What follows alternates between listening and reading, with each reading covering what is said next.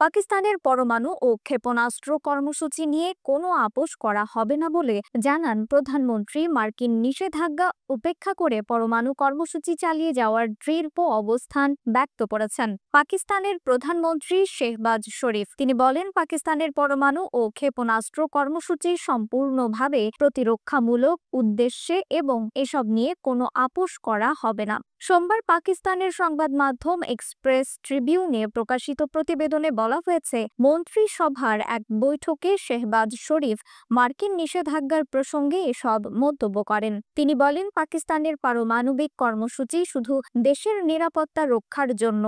আমরা এসব অস্ত্র আগ্রাসনের জন্য ব্যবহার করব না। তিনি আরো বলেন, মার্কিন নিষেধাজ্ঞার কোনো যৌক্তিকতা নেই। পাকিস্তানের পরমাণু কর্মসূচির ওপর যুক্তরাষ্ট্রের পদক্ষেপের বৈধ কোনো কারণ নেই। শেহবাজ শরীফ জানিয়ে দেন, পাকিস্তানের পরমাণু কর্মসূচি দেশের 24 কোটি মানুষের পছন্দ এবং এটি তাদের ঐক্যবদ্ধ সিদ্ধান্ত। পাকিস্তান সম্প্রতি যুক্তরাষ্ট্রের সামরিক ও পারমাণবিক সম্পর্কিত কিছু প্রতিষ্ঠান এবং সংস্থার বিরুদ্ধে নিষেধাজ্ঞা আরোপের পর এই মন্তব্য করেছেন। পাকিস্তানের পররাষ্ট্র মন্ত্রণালয়ও এই নিষেধাজ্ঞার বিরুদ্ধে তীব্র প্রতিক্রিয়া জানিয়েছেন। এছাড়া গত সপ্তাহে যুক্তরাষ্ট্র পাকিস্তানের দূরপাল্লার ক্ষেপণাস্ত্র কর্মসূচির সাথে সম্পর্কিত 4টি পাকিস্তানি সংস্থার উপর নিষেধাজ্ঞা আরোপ করেছে। মার্কিন পররাষ্ট্র দফতর জানিয়েছে, এই নিষেধাজ্ঞার উদ্দেশ্য পাকিস্তানের দূরপাল্লার ক্ষেপণাস্ত্র কর্মসূচির বিস্তারকে সীমিত করা।